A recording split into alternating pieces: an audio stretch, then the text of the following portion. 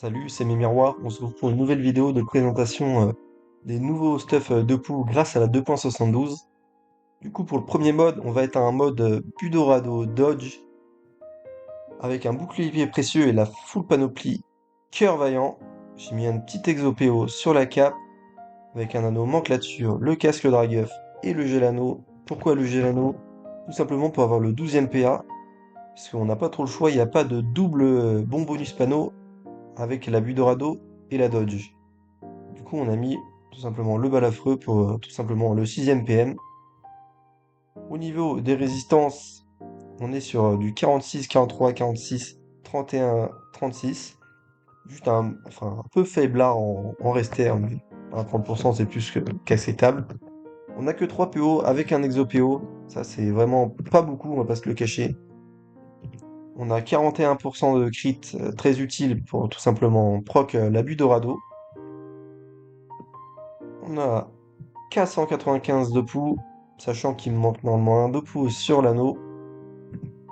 Et vraiment, avec tous les critiques et l'abus Dorado, autour de 2-3, on est facilement à 62 pouls. Après, tout le long du combat, tout simplement. Après, le problème de la Dodge, enfin, je trouve, c'est un peu random. L'effet, combien de fois ça m'a ruiné mon tour, moi qui aime bien compter mes tours au PM près, ça me ruine mes tours, vraiment ça m'a saoulé, des murs de bombes, des roublards, ah bah, tu procs dedans, du coup, ça fait jamais plaisir, c'est un peu random, c'est un peu un item des flip on va dire, c'est la roulette russe.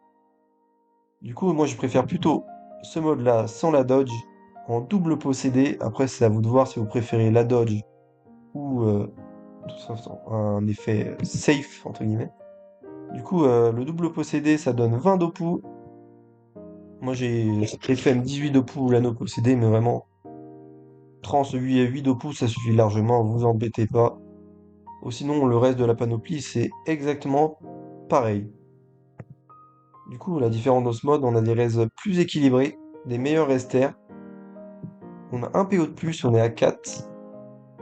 Les critiques, on a légèrement moins, mais rien de très méchant, que 37.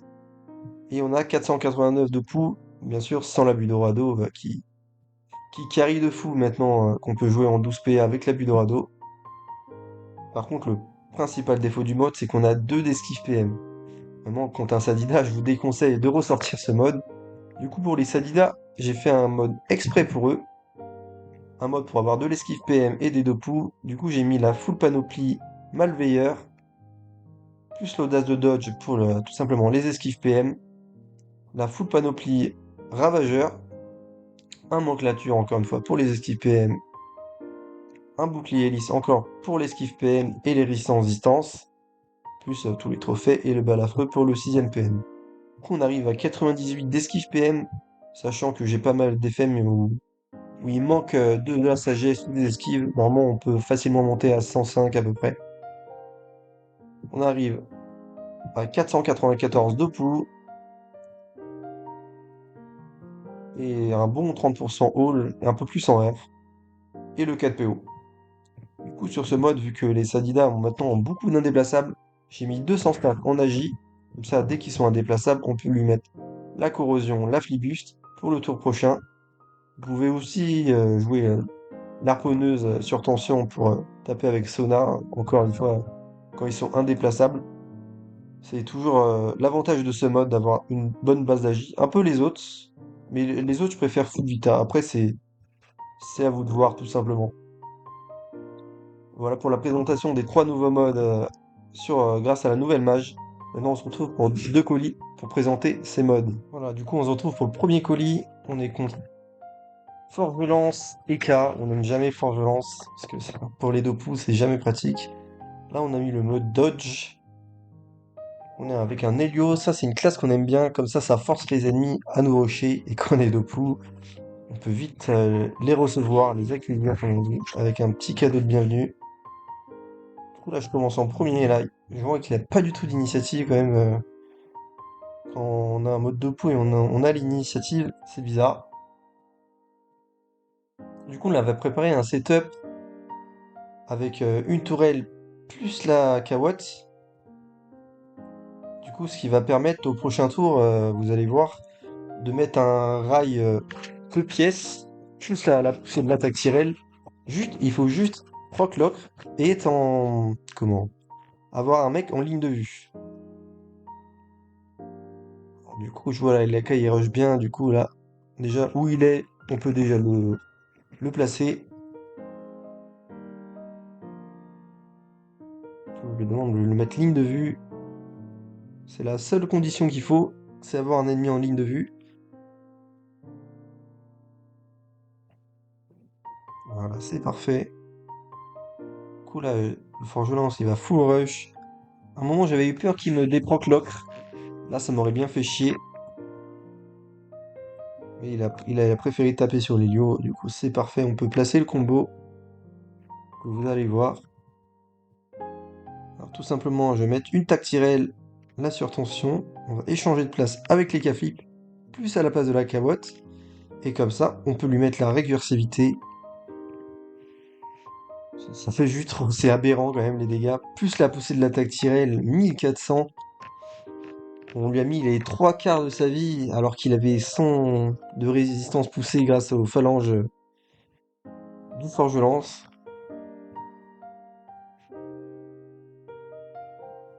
Du coup, c'est bien ce mode, puisque si on n'a pas le 12 PA, c'est tout simplement pas possible de mettre ce combo, sauf si on a un don PA, bien sûr, dans notre team.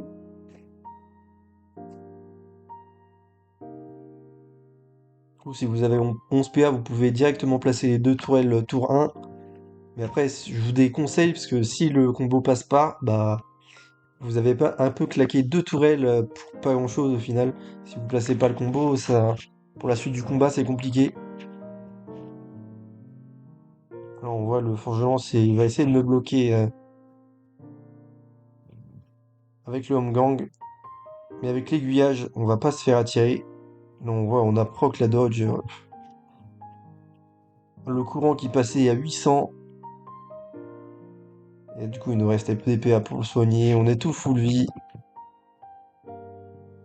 Le forgeron, ça, il est tout seul. Ça va être très compliqué là. Alors, on voit des bons dégâts quand même sur home gang. Plus le passif.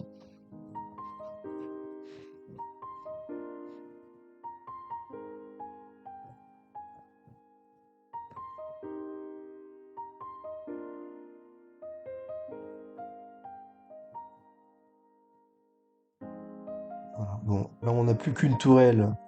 On va mettre le petit rail pour maximiser les dégâts vu que c'est fini.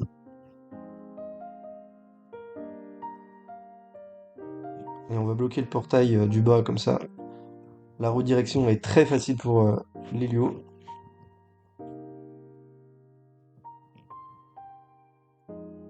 Et on voit les steamers de poux. En fait, c'est. T'as beau perdre tout le combat, tu mets un tour. Et voilà, t'as limite gagné déjà la partie juste avec un tour. Bien placé. C'est ça la puissance du steamer de poux. Même s'il y a des forges lave, des résistances poussées, ça suffit pas forcément. Alors, voilà, il désespère un peu. Ouais, voilà, comme ça, il abandonne. Voilà, on se retrouve pour le deuxième colis. On est contre Ikaflip et SRAM. Le SRAM réseau, l'Ikaflip terre au trait. Avec nous, un Yop feu, full dégâts, 0 raise. C'est la mode, disons, sur les Yop. Ça dépend de quelle classe. C'est du tout ou rien. On va voir s'il aura le tout ou le rien. Du coup, comme le colis précédent, on va essayer de replacer le combo avec Tourelle Kawot. En espérant qu'on nous déproc pas l'ocre pour pouvoir placer le combo. Et les lignes de vue, c'est plutôt simple sur cette map, vu qu'elle est très dégagée. Du coup, là, je vais essayer de me blindage, me garder et me mettre bien dans le coin près pour dissuader les Caflips de me taper et proc l'ocre, tout simplement. Toujours les doubles marées, ça bouge le Burado, mais comme jamais, on arrive au bout de deux tours, on a tout le temps minimum 62 poux, sauf si on a fait 0 crit. Là, vu que c'est une petite map, j'ai pas mis le mode dodge, parce que souvent ça peut t'échanger de place avec ta cabotte, ou si tu comptes tes PM et t'as plus assez, c'est assez chiant. Là, on voit que la rag, ça proc un piège du SRAM. Du coup, ça faisait moins peur. Moi qui pensais qu'il faisait un réseau, bah, au final, je crois qu'il a juste mis les pièges en mode random. Là, on voit les K-flip. Il va tuer toutes mes cabottes, me déproc l'ocre. Du coup, mon combo, il est baisé, mais vu comment il est placé, vraiment free ride. J'ai juste à le marier, la petite mariée avant pour gagner des deux poux. Et la récursivité. Malgré le forge lave, encore une fois, c'est pas ce qui m'empêche de mettre des très gros tours en steamer de poux. Encore heureusement qu'il en a, parce que s'il y en a pas, mais bah c'est fini déjà. Il a beau avoir 50% de raise. Et après, dès qu'on commence à avoir pas mal de codes, tout le monde met des forges lave. Ils ont bien raison.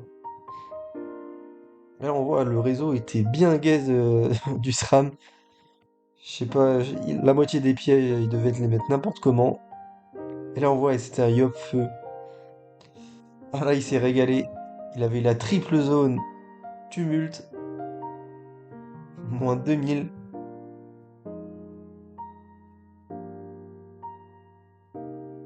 Il l'a quasiment tué à lui tout seul, mais faut dire, nous on cogne, nous on cogne. Putain, là. On voit, il essaye de reculer l'attaque tirée, mais c'est un peu désespéré. Je sais pas s'il avait déjà tort, je crois qu'il avait déjà tort, c'est pour ça qu'il l'a pas fait. Ça aurait mis bien son SRAM, mais il a plus que le chaton pour le soigner, ça va pas le sauver. En plus là on voit, il y a la benne, je le mets en belle ligne pour l'attaque tirelle. Comme ça j'ai juste à surtension, échanger de place avec l'attaque tirelle, et je chope tout le monde. On est bien resté en ligne de vue pour le boost d'Opu de l'attaque tirelle. Comme ça il est free tumulte encore une fois. Bon il n'y avait plus la zone de la dernière fois. On voit, il a plus que 1300 HP, mais là, les Kaflik, puis il met un énorme tour. Le Thor, très équilibré comme sort. Bah, après, on joue au Steamer, on va pas trop se plaindre. Oh, il a quasiment tué, je sais pas combien de dégâts il a fait. Après, faut dire, notre père il rox, mais il a pas beaucoup de reste, hein. Faut se dire les choses aussi. Du coup, là, on va mettre un tour de full safe sur lui, hop. Juste la brise d'âme comme ça. S'il tape, il va reprendre du son encore une fois.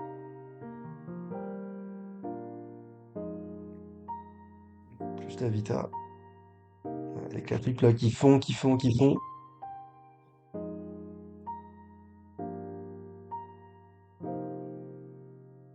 En vrai, c'était quand même un EK à 300 recrit.